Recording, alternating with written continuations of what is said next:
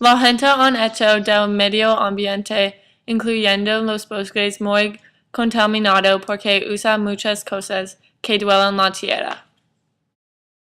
Ahora mismo hay mucha destrucción, acuden a las bosques de la tierra. Nuestras vidas necesitan muchas cosas del bosque como papel, leña y más, y nosotros destruimos los recursos ecológicos para conseguir esos materiales porque la gente no sabe que esto es mal.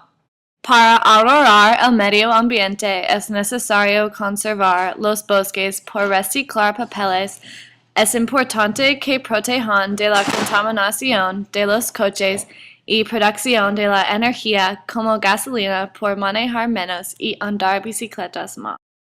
En el futuro, las personas eliminarán todos los bosques si continuamos con la destrucción porque no será más árboles.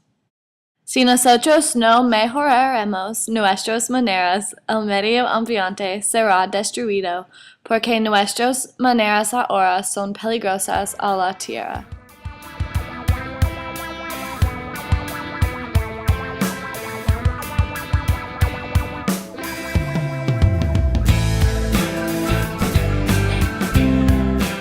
Con suerte nosotros viviremos en un mundo eficiente porque nosotros reduciremos nuestro consumo de energía y árboles por materiales.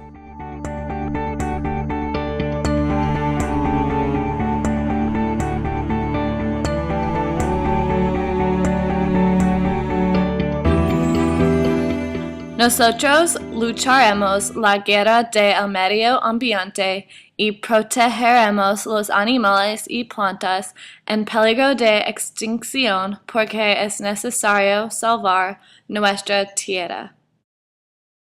Nosotras recomendamos que usen la energía solar más en sus casas y edificios. Nosotras sugerimos que anden bicicletas y caminen cuando ir a lugares.